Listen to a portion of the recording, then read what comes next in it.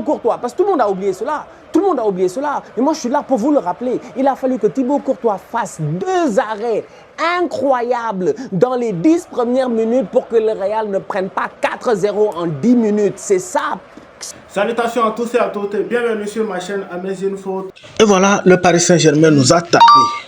Les gars, on nous a tapé correctement. Qu'est-ce que vous voulez? Le Paris Saint-Germain nous a fait une correction. Ça dit que le match allait dans le sens unique. 80% de possession. Mis à part les 4-0 qu'on a pris.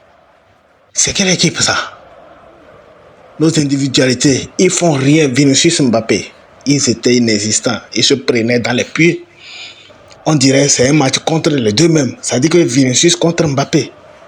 Je vais vous laisser regarder quelques réactions d'après-match et on se capte à la fin. C'est horrible pour le Real Madrid. Xavi Alonso a du travail à faire et on attend.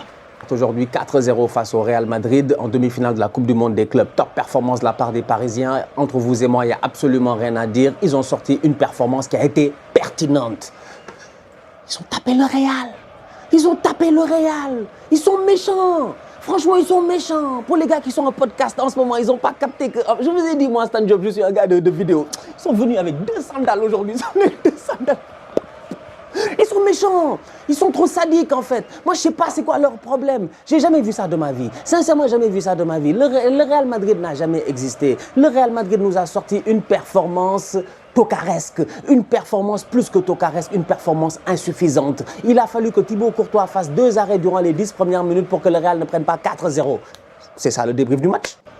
Il a fallu que Thibaut Courtois, parce que tout le monde a oublié cela, tout le monde a oublié cela, et moi je suis là pour vous le rappeler, il a fallu que Thibaut Courtois fasse 2 arrêts incroyables dans les 10 premières minutes pour que le Real ne prenne pas 4-0 en 10 minutes. C'est ça, ça seulement, ça doit vous suffire, normalement, pour comprendre à quel point le Real a fait une performance de nullard. Frappe de Fabian Ruiz, superbe arrêt de Thibaut Courtois. Centre de, je pense, Achraf Hakimi ou de Désiré Doué. Je ne sais pas c'est qui est au deuxième poteau là. Je ne sais pas si c'est Ousmane Dembélé ou quoi que ce soit. Thibaut Courtois fait un arrêt réflexe incroyable sur sa ligne.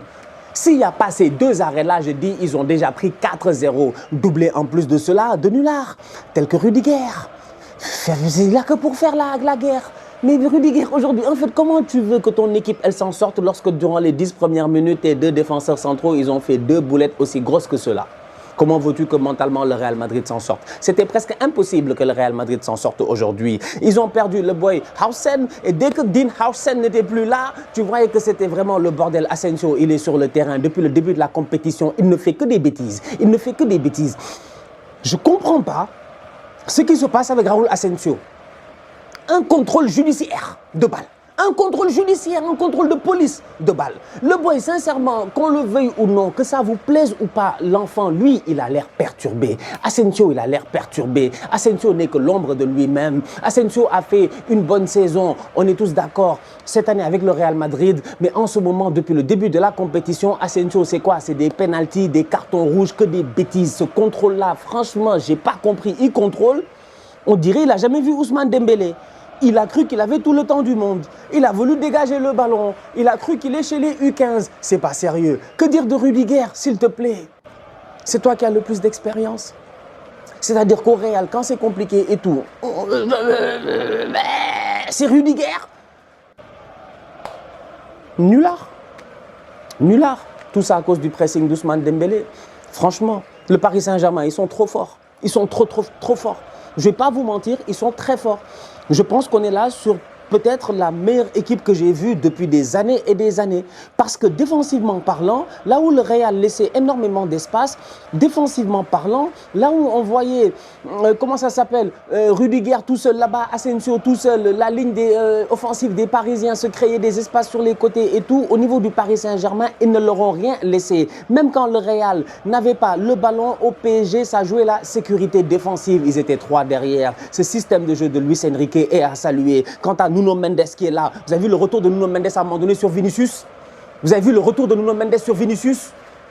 Depuis le début de la compétition, je dis quoi sur Vinicius? Vous êtes là à me dire non, c'est-à-dire que Vinicius, ces temps-ci, il a changé, tu vois, il joue pour le collectif. Il joue pour quel collectif? Il joue pour quel collectif? Vini est incapable de dribbler aujourd'hui le gazon. Même le gazon, il ne peut pas le dribbler. Vini ne peut dribbler personne. Il est là, il ne se gère pas. Ça me fait mal. Ça me fait mal de voir Vinicius comme ça. Je le vois, il est à l'agonie. Et puis, tu as un coach qui s'appelle Xabi Alonso. Pendant que l'autre, Luis Enrique, met son 11 de départ avec lequel il a tapé l'Inter là, 5-0. Toi, tu viens pour faire des expérimentations. Non, c'est que le Real, aujourd'hui, les 4-0 là même, c'est petit. C'est petit, ils auraient dû prendre 6. Ils auraient dû prendre 6 aujourd'hui. Parce que Xabi Alonso, j'ai dit, mais lui, il est fou, lui. Comment tu peux prendre un boy comme Fede Valverde et le mettre en position de latéral droit, alors que sur le banc, tu as Vasquez. Tu vas me dire quoi? Que Vasquez, il est nul. Je suis d'accord, Vasquez, c'est un tocard. Mais à la base, Vasquez, c'est un tocard comment? Défensivement, mais offensivement, Vasquez, quand même, il est plus ou moins potable. Trent Alexander-Arnold n'est pas là. Si lui, il jouait offensivement, il aurait fait son match, mais défensivement, il aurait galéré. Qui l'aurait aidé, Trent? Qui aurait colmaté pour Trent à la base? C'était censé être qui? Fede Valverde. Parce que Valverde, il a l'intensité qu'il faut au milieu de terrain. Mais comme Xabi Alonso, c'est un guerrier, c'est un téméraire. Il est venu avec beaucoup de courage. Boum, boum, boum, boum, boum. Double pivot, Tchouaméni, Bellingham. Frérot, tu es suicidaire. Franchement, faut pas nous. J'ai eu mal à la tête. Double pivot, Tchouaméni, Bellingham. Jude Bellingham. Un joueur qui a dit que lui, il veut que marquer des buts, tu le mets dans un double pivot défensif. On va dire les choses de manière claire, nette et précise dès le début de la vidéo. Et désolé si celle-ci va heurter les âmes sensibles telles que les pro Vinicius ou les pro Mbappé, mais on va se mettre d'accord dès le début de la vidéo. Après, bien sûr qu'elle est là pour qu'on débatte, mais je vais dire les termes. Aujourd'hui, le schéma tactique de Xabi Alonso doit rester quoi qu'il arrive avec 2 attaquants.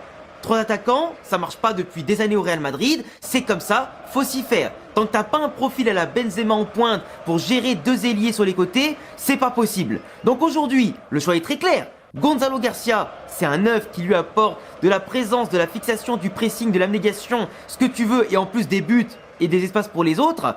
Donc aujourd'hui, Mbappé ou Vinicius, l'un des deux va fermer sa gueule et va aller sur le banc bien gentiment. Ou sur lancer des transferts.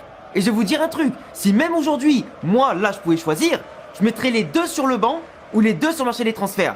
On récupère 400 ou 500 millions pour les 2, tu les envoies illico en Arabie Saoudite ou dans des clubs gros pigeons comme Manchester United et t'en parles plus.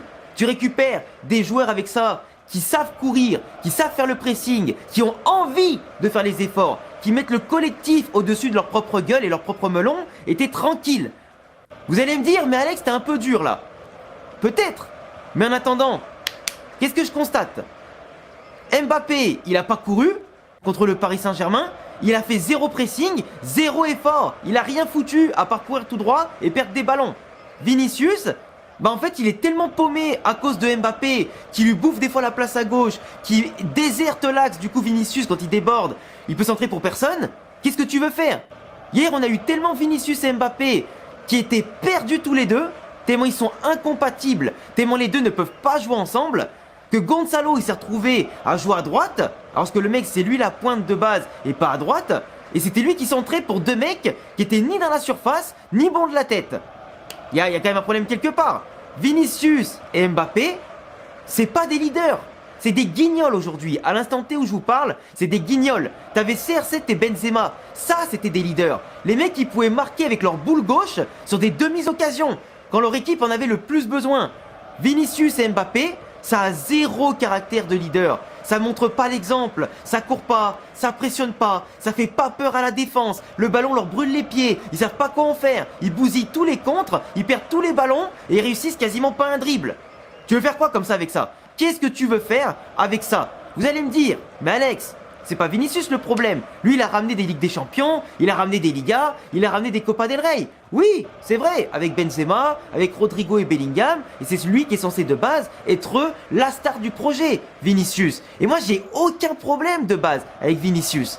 Sauf que Vinicius, aujourd'hui, à l'instant T où je vous parle, il a perdu sa magie. Il a perdu tout ce qui faisait le grand Vinicius. Moi, il fallait qu'on se fasse exploser le pif 4-0 pour que vous me mettiez en tendance numéro 1. D'accord, ok, je retiens. Non, plus sérieusement, c'est le petit point positif malgré le naufrage et l'échec, et il y a beaucoup de choses à dire.